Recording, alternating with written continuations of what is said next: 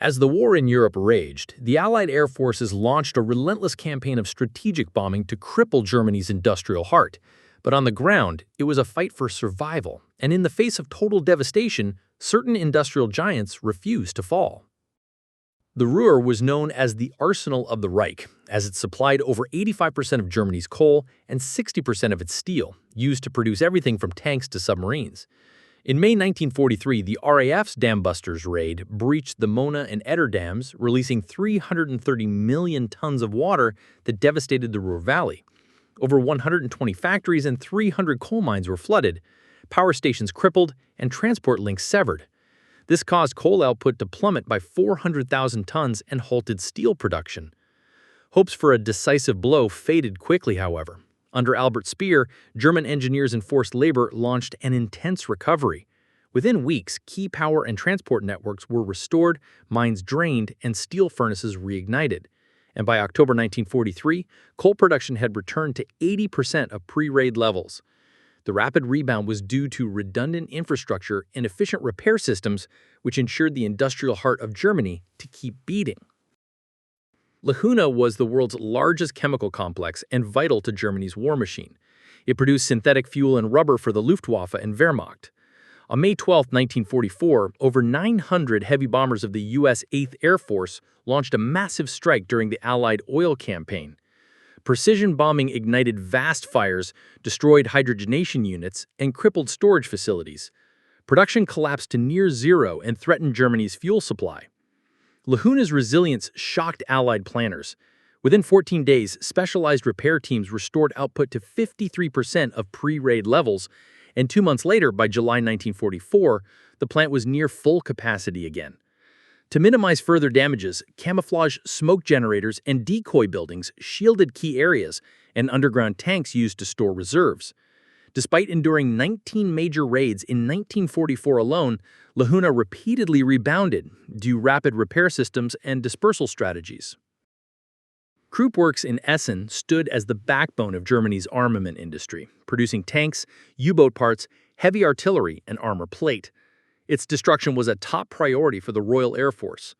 On the night of March 5th-6th, 466 RAF bombers dropped over 1,000 tons of explosives, flattening assembly halls and crippling the city's infrastructure.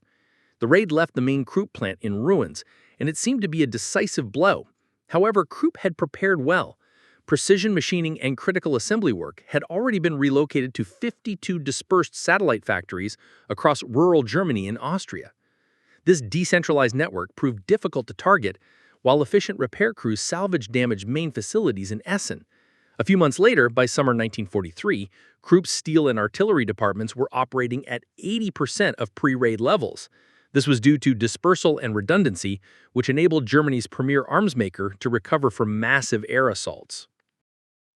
Messerschmitt was vital to the Luftwaffe, producing the Bf-109 fighter, which was the Luftwaffe's primary fighter of the war, and later it also produced the Me-262 jet. Its plants at Regensburg and Augsburg became prime Allied targets. On August 17th, during Black Thursday, 376 US B-17s struck the Regensburg factory. The raid demolished assembly halls and disrupted key supply chains. The tactical blow to production seemed severe, yet also costly for the Allies. Under Albert Speer, Germany launched the Jägerstab dispersal program to decentralize aircraft output into hundreds of small workshops, forested sites, and underground tunnels across southern Germany and Austria. By early 1944, Bf-109 production had not only recovered, but peaked at over 2,000 fighters per month. Even the revolutionary Me-262 program endured, with final assembly shifted to hardened subterranean complexes at Kaufering beyond the reach of conventional strategic bombing. Daimler-Benz and BMW were indispensable to the Luftwaffe, producing the DB600 liquid-cooled series and BMW 801 radial engines, which powered Germany's most iconic fighters and bombers.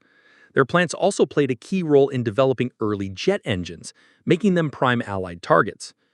In July 1944, during the Allied oil campaign, the U.S. 8th Air Force and RAF launched raids on BMW plants in Munich-Allach and Daimler-Benz plant at Genshagen near Berlin. The July 16th strike on Munich-Allach was especially destructive, leveling assembly halls and storage facilities, halting output at one of Germany's largest engine plants. Both manufacturing facilities turned to aggressive dispersal. Production shifted into forests, mobile workshops, and underground facilities like in a gypsum mine at Oberheim. Rapid repairs and decentralization allowed output to recover quickly. By late 1944, BMW's 801 engine production even exceeded spring levels, keeping the Luftwaffe operational despite unrelenting air assaults. These industrial complexes not only survived, they also rebuilt and expanded to produce the war materials that kept Germany fighting. Although the constant repairs and dispersal efforts were impressive, they only served to prolong a war that was already lost, culminating in a slow, inevitable grind to a halt. Thank you for watching, and see you in our next videos.